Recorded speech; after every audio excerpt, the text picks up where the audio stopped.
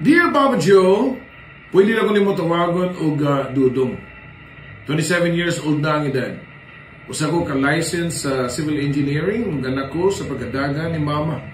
O sukat-sukat, wag ko makita sa akong amahan sa personal. Pero na may social media mo nga nailhan rin ako ang itsura o mga itsura sa akong mga half nga mga igsuon. Saan yung mga half din kita?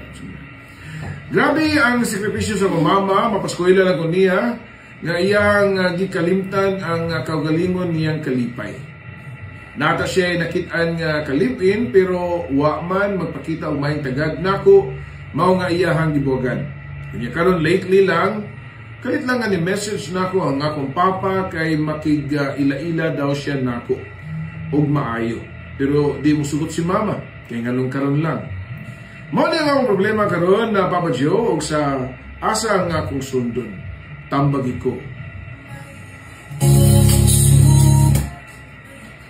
Mga kabarangay, dagan siguro makarelate ani nga istorya no og problema. Ug matod pagani diri sa una ni tambag sa post kasi Cherry Fernandez Eliegin.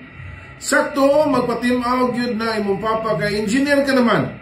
Pero kung wa pa ka na engineer, budlay ka iluhon. Iluhon pa ka niya nga anak. Nga ko lang katambag ni mo no kay imuhag yung mama mao imong paminawon og sundon kay siya mao ay nagdaa og sakripisyo aron makakabot og nindot para nimo. Madawat ra na sa imong mama kadugayan ang imuha lang sa nga hininayon og comfort ang imong mama pagpasabot kay professional na ka. Engineer pag yun. Madawat lang niya ka og makita sa imong papa. Di sad na lalim sa side sa imong mama. Engineer. Yado sa engineer, kuyawa. Kabalo ko nga mapasaylog yun na sa imong mama pero di lang magdali-dali makalimtan. Kaya napaya sa iyang lugar nagkasakit ngayong sakripisyo. Pray lang. Well, masati punto sa to ang nag-advise, no? Pero manay ginaingon nga depende.